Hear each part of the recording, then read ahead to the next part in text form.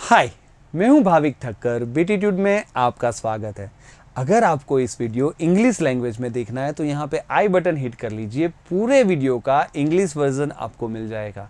और अगर आप हिंदी लैंग्वेज के साथ कंफर्टेबल है तो इसी वीडियो पे बने रहिए।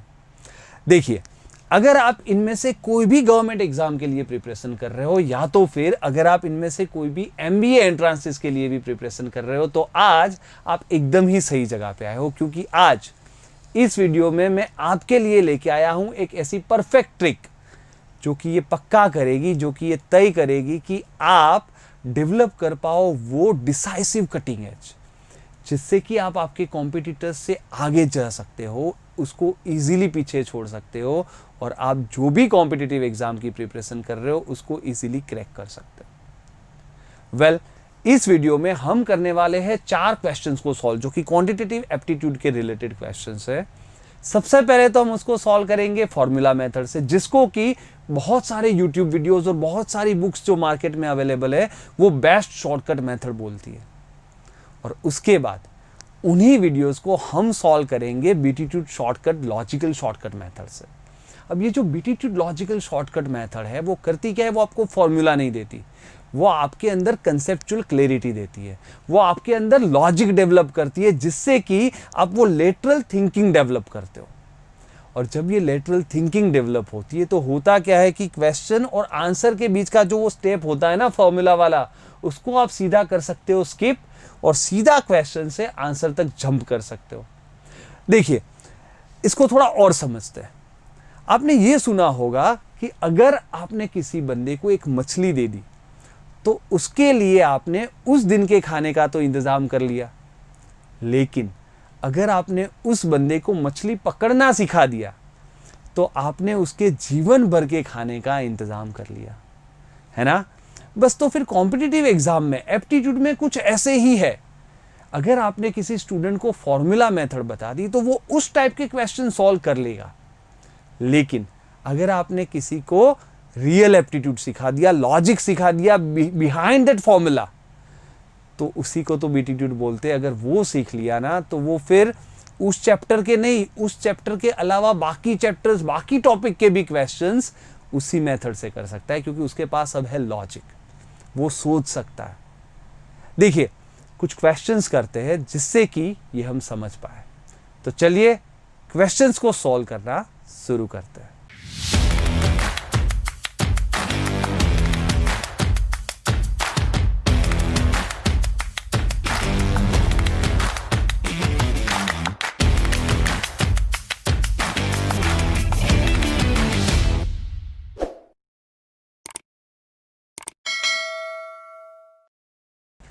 जैसे कि मैंने बताया, इस वीडियो में हम 4 क्वेश्चंस को सॉल्व करने वाले हैं और डिफिकल्टी लेवल क्वेश्चन के बाद क्वेश्चन जैसे करते जाएंगे धीरे धीरे बढ़ता जाएगा। पहले 2 क्वेश्चंस जो है वो इजी लेवल के हैं, थर्ड क्वेश्चन जो है वो थोड़ा मॉडरेट लेवल का है और लास्ट क्वेश्चन काफ़ी डिफिकल्ट है। ठीक है, चलिए फर्स्ट क्वेश्चन से शुरू करते हैं। देखिए, जैसे ही इस टाइप का आप क्वेश्चन देखते हो, ठीक है, इस क्वेश्चन को सॉल्व करने का सबसे बहुत ही इजी फॉर्मूला आपको काफ़ी यूट्यूब वीडियोस में मिल जाएगा, जहाँ पे हम सीधे सीधा ये फॉर्मूला यूज़ कर लेते हैं। अब ये फॉर्मूला जब यूज़ करते हैं तो बहुत इजी लगता है, क्योंकि टोटल लेग्स कितने हैं भाई? 390, उसका हाफ कर दो 195, माइनस हेड्स 135, तो आपके पास सीधा आंसर आ जाता है 60। तो आपको लगता है ये तो बहुत बढ़िया मेथड है ना? अब सीधे सीधे अट्रैक्ट हो जाते हो और सोचते हो बस इसी तरह से फॉर्मूला मेथड से हम पूरा एप्टीट्यूड सीख लेते हैं, क्योंकि इसमें कितना टाइम लगा? आपको 5 सेकंड भी नहीं लगा ना, 5 सेकंड के अंदर अंदर आंसर आ गया। आपको लगा कि ये सर जो है बहुत बढ़िया पढ़ाते हैं, आपको इसी से पढ़ना है। ठीक है, अब देखिए होता क्या है। होता क्या है, जैसे आप थोड़े अलग टाइप के क्वेश्चन पे आते हो, जैसे ये है क्वेश्चन नंबर 2। इसको आप कैसे सॉल्व करेंगे? प्रॉब्लम क्या है? ये फॉर्मूला मेथड की प्रॉब्लम ये है कि फॉर्मूला मेथड होती क्या है, हर अलग अलग टाइप के क्वेश्चन के लिए एक फॉर्मूला दी जाती है। एक बहुत ही फेमस बुक है एम टायरा की मैजिकल मैथ्स, आप कभी भी देख लेना, मैजिकल मैथ्स बाय एम टायरा। उसमें 500 फॉर्मूला है और बहुत अलग अलग टाइप के क्वेश्चन के लिए आपको ये फॉर्मूला रट्टा मारने पड़ेंगे। समझ में आ रहा है? और उसके बावजूद इस क्वेश्चन के लिए कोई फॉर्मूला नहीं। और जब कोई फॉर्मूला नहीं होती, क्योंकि हर एक टाइप के सिनारियो के लिए तो आप फॉर्मूला नहीं रट्टा मार सकते, है ना? 500 भी बहुत हो गए मेरे हिसाब से। 500 फॉर्मूला भी रट्टा मारना बहुत ही डिफिकल्ट है, तो उसके बावजूद भी नहीं कर सकते। अगर आपने वो रट्टा भी मारा है तो करना क्या पड़ेगा, जैसे ये क्वेश्चन आप देखोगे आपको इक्वेशन बनाना पड़ेगा। आप बोलोगे नॉर्मल स्टूडेंट्स का इक्वेशन बनाओ, क्योंकि आपके पास अब फॉर्मूला है नहीं, लॉजिक तो था ही नहीं, आपने सीखा ही नहीं है, तो आप क्या करोगे, इक्वेशन बनाने लग जाओगे। टोटल स्टूडेंट्स का इक्वेशन, टोटल रुपीस का इक्वेशन, क्योंकि टोटल स्टूडेंट्स 68 है, हम बोल देंगे ना बॉयज प्लस गर्ल्स इज 68, है ना। बॉयज़ को x मान लेते हैं, गर्ल्स को y मान लेते हैं। फिर हम देखते हैं कि हर बॉयज़ के पास 5 रुपये, गर्ल्स के पास 8 रुपये है, तो 5x + 8y इज 460 जो टोटल रुपये है। ये भी सिंपल है। दो इक्वेशन बना देंगे, दोनों को सॉल्व कर देंगे। देखिए बोलना ईजी है, लेकिन आपको तो सॉल्व भी करना है। सॉल्व करने के बाद आपके पास आंसर आ जाएगा x 28 y 40, क्योंकि हमें पूछा है गर्ल्स कितनी, आप आंसर दे दोगे 40। देखिए कर तो सकते हैं, और इस तरह से करने में भी ये 45 सेकेंड्स लगेगा, ज़्यादा नहीं, ठीक है। बट मेरे हिसाब से इस क्वेश्चन में 45 सेकेंड्स लगाना बहुत ही ज़्यादा है। आप इसमें 10 सेकेंड लगाने चाहिए थे। समझ में आ रहा है, सिर्फ 10 सेकेंड। देखिए कैसे होगा, अगर आपने पहले क्वेश्चन से लॉजिक डेवलप किया होगा, फॉर्मूला नहीं, तो ये पॉसिबल था। अगर आपने पहले क्वेश्चन से अगर लॉजिक डेवलप किया होगा, तो आप देखिए ये एप्टीट्यूड का लॉजिक बहुत सिंपल है। जब भी कोई दो चीज़ होती है जिसके पास अलग अलग वेरिएबल्स है, ठीक है, अलग अलग कॉन्स्टेंट्स है, उससे दो वेरिएबल से अलग अलग दोनों की कुछ कॉन्स्टेंट्स है, और टोटल वैल्यू दी हुई है। फॉर एग्जांपल यहाँ पे हैंस और काउस दो अलग अलग है, हैन के पास 2 लेग है, काउ के पास 4 है, और टोटल लेग्स दिए है। तो बहुत ईजी है। देखिए क्या करना है, जो ढूंढना है ना, काउस हमें ढूंढनी है, तो काउस नहीं, उल्टा अदर एनिमल कौन सा है, हैन है, सबको मुर्गी मान लो भाई। 135 है ना, ये 135 की 135 अगर मुर्गियां होती तो उसके कितने लेग्स होते, 270 लेग्स होते, लेकिन हमारे पास तो 120 एक्स्ट्रा लेग्स है। ये एक्स्ट्रा लेग्स कहाँ से आए, क्योंकि ऑब्वियसली सब तो मुर्गी है नहीं, कुछ गाय है। जब मुर्गी की जगह गाय होगी तो कितने लेग ज़्यादा होंगे, 2 लेग ज़्यादा होंगे ना। उसके पास 2 लेग होते, इसके पास 4 लेग होते, तो 2 लेग बढ़ जाएंगे। तो 120 लेग बढ़ाने, एक गाय से 2 लेग बढ़ते, तो टोटल कितनी गायज होगी भाई, 60 गाय होगी, है ना। तो इतना इजी था। देखिए बात इसमें भी वही लगेगी, आप इसमें भी यही सोचोगे 135 सब मुर्गियाँ होती, 270 यानी 120/2 60, 5 सेकेंड इसमें भी लगेगा। समझ में आ रहा है। तो फॉर्मूला में भी 5 सेकेंड, इसमें भी 5 सेकेंड। लेकिन फ़ायदा क्या है, जब हम दूसरा क्वेश्चन देखेंगे, क्योंकि वहाँ पे हमारे पास फॉर्मूला नहीं था, लॉजिक तो हमारे पास था ही नहीं, तो हमने क्या करना पड़ा, हमें करने पड़े इक्वेशन। लेकिन अगर यहाँ पे भी आपके पास लॉजिक होता तो हम ये सोचते कि हमें ढूंढनी है गर्ल्स, सबको बॉयज़ मान लेते। 68 अगर बॉयज़ होते, सबके पास 5-5 रुपये होते, तो भाई 340 रुपीज़ तो हो जाते। लेकिन यहाँ पे भी हमारे पास 120 रुपये ज़्यादा है ना। सिंपल सी बात है। तो ये 120 रुपये ज़्यादा क्यों है, क्योंकि सब बॉयज़ तो है नहीं, एक बॉय की जगह एक गर्ल होती है, तो 3 रुपये बढ़ जाते हैं। तो इसको कर दो 3 से डिवाइड, तो 40 गर्ल्स है। देखिए 40 आंसर उसमें भी था, 40 इसमें भी है। लेकिन आप एग्जाम में कैसे करोगे, सीधा 68 × 5 340, 120 ज़्यादा है, 120 डिवाइड बाई 3 40, 7 सेकेंड्स। क्वेश्चन पढ़ने में आपको 5 सेकेंड मान लो, 12 सेकेंड, 15 सेकेंड में क्वेश्चन हो गया मैक्सिमम।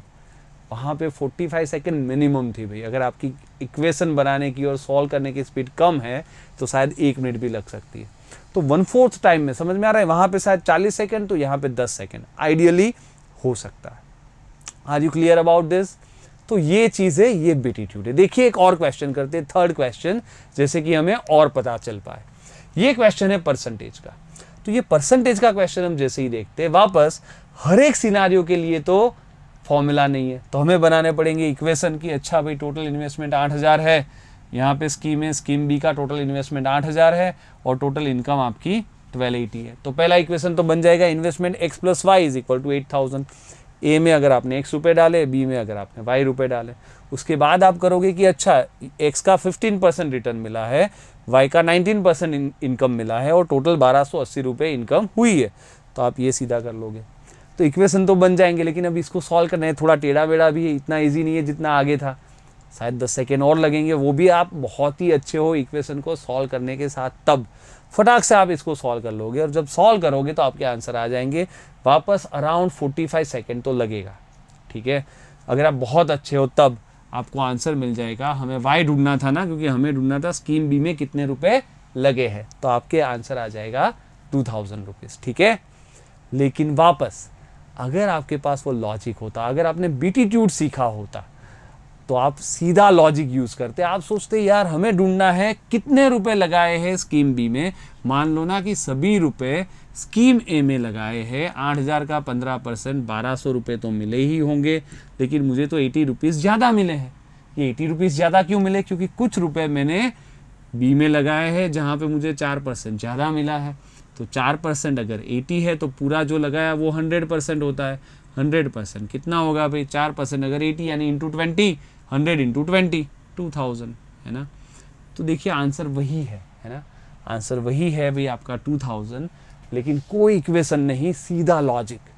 और ये बहुत ही इंपॉर्टेंट है, इसी तरह से सीखना है। जब लॉजिक सीखोगे तो आपको पता होगा कि कौन सी चीज़ क्यों बन रही है, तो आपको फिर हर एक टाइप के लिए अलग अलग लॉजिक नहीं चाहिए। आप देखिए मेरी चैनल पे बहुत सारे वीडियोस है ना, रेशियो का पूरा प्लेलिस्ट है, आपको पता चलेगा कि किस तरह सेम मेथड पूरे अलग अलग टाइप के क्वेश्चन में चलता है। Getting this? एक ही मेथड पूरे अलग अलग टाइप के रेशियो के क्वेश्चन में चलता है, परसेंटेज में चलता है, प्रॉफिट लॉस में चलता है, एलिगेशन मिक्सचर में चलता है, time speed distance, time and work. वो धीरे धीरे आप अलग अलग वीडियोस देखेंगे और मैं भी यहाँ पे वीडियोस डालता जाऊँगा, तो आपको जानने को मिलेगा। Getting this? All right. तो यहाँ पे देखिए आगे थोड़ा बढ़ते हैं। क्वेश्चन नंबर 4, ये थोड़ा सा टफ क्वेश्चन है, ये जो है सेट थियरी से। ठीक है, तो जैसे ये क्वेश्चन हम देखते हैं ना, हम सोचते हैं इसको सॉल्व कैसे करें, क्योंकि सेट थियरी का क्वेश्चन सीधा पता चल जाएगा। हम सीधा सोचते हैं कि वो फॉर्मूला होता है। कौन सा फॉर्मूला होता है? A union B union C वाला, है ना। या तो A plus B plus C minus A intersection B minus B intersection C minus, तीनों माइनस है तो मैंने कॉमन लेके आगे माइनस लगा दिया है, बात वही की वही है ना। तीनों मैंने कॉमन क्यों लिया देखते हैं आगे, आगे आपको समझ में आएगा। तो अगर आपने फॉर्मूला भी किया है तो थोड़ा लॉजिक लगाना पड़ेगा। देखिए फिर आप समझो कि अब वैल्यू डालते हैं। हम सोचते हैं कि अच्छा A union B union C यानी टोटल होता है, वो तो 100 लोग हैं तो आपने 100 डाला। ए बी सी की तो इंडिविजुअल वैल्यू यहाँ पे दी है तो वो भी आपने डाल दी, पर ये इंडिविजुअल वैल्यू नहीं दी है तो वहाँ पे मैंने रख दिया अभी के लिए ब्लैंक। देखते हैं वहाँ पे क्या कर सकते हैं। और लास्ट में ये तो हमें ढूंढना है ना, किसको तीनों इंजरीज हुई है वो बंदे तो हमें ढूंढने हैं। तो यहाँ पे मैंने रख दिया भाई पता नहीं क्या है, ये तो हमें ढूंढना है, plus A intersection B intersection C, उसको तो हमें ढूंढना ही है। ठीक है, ऑल राइट। अब देखिए यहाँ पे एक सबसे पहला प्रॉब्लम है, स्टूडेंट्स जिसने ये फॉर्मूला को सही नहीं समझा वो एक मिस्टेक कर सकता है। वो क्या कर सकता है? वो सोचता है कि ये दो जिसको इंजरी हुई उसका टोटल ही तो है, तो 42 यहाँ पे लिख देता है और आंसर हो जाएगा गलत। वो सही नहीं है। क्यों सही नहीं है? देखिए समझते थोड़ा बेसिक से समझना पड़ेगा। A union B union C जब हम बोलते हैं तो कौन सा एरिया, ये सब डॉट्स जो है वो मिला के ये एरिया बनता है A union B union C. और इसका ये फॉर्मूला ये भी टोटल करोगे तो यही सब डॉट का टोटल मिलना चाहिए। ठीक है, अब यहाँ पे देखिए जब मैं बोलता हूँ ए और बी का कॉमन एरिया, तो इसमें से कौन सा डॉट है? काफ़ी स्टूडेंट बोलते हैं सर ये वाला डॉट है। नहीं, ए वाला सर्कल ये है भाई, बी वाला सर्कल ये है, तो दोनों का कॉमन एरिया ये दोनों डॉट है। समझ में आ रहा है? ये वाला भी है, जो तीनों का कॉमन है ना वो भी उसमें आ जाता है। वापस बी और सी का जो कॉमन एरिया निकालते हो आप, तो बी वाला ये सर्कल है, सी वाला ये सर्कल है, तो कॉमन में ये तीनों का कॉमन एरिया भी आ जाता है, प्लस ये आता है। समझ में आ रहा है? जबकि ये 42 कैसे है? वो सिर्फ वो लोग हैं जिसको एग्जैक्टली 2 इंजरी है, तो ये लोग में ये तीनों कवर नहीं होते। समझ में आ रहा है? वो तीनों कवर वहाँ पे नहीं होते, लेकिन इसमें वो तीनों का कॉमन एरिया भी आ जाता है। तो फिर इसको सॉल्व कैसे करें? देखिए इसको सॉल्व करने का फिर तो यहाँ पे प्रॉब्लम क्या है, अगर आपने फॉर्मूला से भी किया, क्योंकि क्वेश्चन थोड़ा ट्विस्टेड है, आपको फिर भी थोड़ा लॉजिक लगाना पड़ेगा, आपको थोड़ा समझना पड़ेगा। सिर्फ रट्टा मारने से काम नहीं चलेगा। तो आप फिर समझोगे एक्सक्यूज मी कि यहाँ पे तीनों को ऐसे नाम दे देते P, Q, R और X। तो क्या होगा कि A इंटरसेक्शन B के लिए A और B में जो कॉमन है वो हम लिख देंगे P प्लस X, है ना। उसी तरह से B और C में जो कॉमन है, B और C में वो आ जाएगा X और R दोनों कॉमन है, तो आप बोल दोगे R प्लस X, है ना। और उसी तरह से भाई A और C में जो कॉमन है ये पूरा Q प्लस X, तो यहाँ पे आप लिख दोगे Q प्लस X। और तीनों का कॉमन को तो आपने नाम दे दिया X, है ना। तो ये इक्वेशन कुछ बन जाएगा नेक्स्ट स्टेप में इस तरह से। और उसके बाद आपको समझना है कि ये P, Q और R ये तीन का टोटल तो वही है 42, क्योंकि उनको एग्जैक्टली 2 इंजरी हुई है। तो इसको मैं लिख सकता हूँ जो ब्रैकेट में है 42 प्लस x यानी कि 3x, है ना। तो काफ़ी लॉजिक है। इसके बाद तो यहाँ पे क्या है, फॉर्मूला अगर आपने रट्टा भी मार लिया, अगर क्वेश्चन ट्विस्टेड है तो डायरेक्ट लगा नहीं सकते, और उसके बाद भी आपको लॉजिक से ही समझना है। उसके बाद आप ये सिंगल इक्वेशन बनेगा जिसमें एक सिंगल वेरिएबल है, तो इजीली सॉल्व कर दोगे, आपका आंसर भी आ जाएगा 4। तो प्रॉब्लम कहाँ पे, ये मेथड लंबा भी है और काफ़ी कुछ लॉजिकल एप्लीकेशन भी रखता है। तो अगर आपको लॉजिक ही लगाना था तो फिर ऐसी मेथड क्यों की हमने, तो फिर पहले से लॉजिक लगा देते, है ना। तो अगर आपने वही बीटीट्यूड की लॉजिक की मेथड स्टेप बाय स्टेप सीखी है तो आप कैसे सोचते हैं, आप सीधा ये सोचते ना कि अच्छा 100 लोग हैं, 30, 50, 80, 150, भाई 100 लोगों को 150 इंजरीज हुई है। ये 100 लोगों में से किसी को 1 इंजरी हुई होगी, किसी को 2 इंजरीज, किसी को 3 इंजरी। अब यहाँ पे हमें ये तो दे दिया है कि 42 लोग ऐसे हैं जिसको एग्जैक्टली 2 इंजरी, यानी ये 42 लोग हैं उसको 84 इंजरीज हुई है। तो उस लोग को हटाओ ना, तो बाकी बच गए वो 58 लोग, जिसमें से किसी को 1 इंजरी होगी, किसी को 3 इंजरीज होगी, है ना। और टोटल इंजरीज बच गई 66, है ना। अब हम वापस क्या सोचेंगे कि अगर ये 58 के 58 लोग को एक एक, क्योंकि हमें ढूंढना क्या है 3 इंजरी वाले बंदे ना, तो हम सोचते क्या है सब एक एक इंजरी वाले होते तो 58 इंजरीज तो हो ही सकती थी, लेकिन ये 8 एक्स्ट्रा है ना। वो 8 एक्स्ट्रा क्यों है, क्योंकि कुछ लोगों को 2 एक्स्ट्रा इंजरीज हुई है, एक की जगह 3 हुई है। तो कितने लोग को 2-2 इंजरी बना के 8 बन सकते हैं, 4 लोग, है ना, 8/2। तो वही फंडा समझ में आ रहा है। देखिए आंसर वापस वही है, यहाँ पे भी आपका था 4, जो पूरा मेहनत किया था, यहाँ पे आपका लॉजिक के साथ भी आंसर है 4। So I hope you enjoyed the video, आपको इसमें काफ़ी कुछ सीखने को मिला है। और अगर आपको ऐसी और भी मेथड्स जाननी है, ठीक है, बीटीट्यूड की अलग अलग लॉजिकल मेथड्स सीखनी है, तो there are 2 ways to do it. एक तो ये आप हमारा जो ऑनलाइन बैचेस है वो ज्वाइन कर सकते हो। हमारे हर एक अलग अलग कोर्स के लिए ऑनलाइन बैचेस हम स्टार्ट कर रहे हैं। अगर इसके लिए आपको डिटेल्स जानना है तो यहाँ पे आई बटन है, यहाँ पे आप पूरा वीडियो देख लीजिए, आपको आइडिया आएगा कि कौन सी बैच में किस तरह का अलग अलग ऑनलाइन कोर्सेज मिल रहा है। और उसके बाद भी अगर आपको कुछ क्वेरीज हो, जैसे कि फीस के बारे में, डेट के बारे में, तो क्या कर सकते हो आप कर सकते हो इस नंबर पे कॉल और पूरा आइडिया ले सकते हो अगर आपके पास कोई भी क्वेरीज है। और दूसरी चीज़ बहुत ईजी है भाई, आपको और कुछ नहीं करना, जस्ट हमारी यूट्यूब चैनल को कर दीजिए सब्सक्राइब। हम हर वक्त बहुत ही फ्रिक्वेंटली अलग अलग वीडियोस डालते रहते हैं, वो वीडियोस देखते रहिए, ठीक है।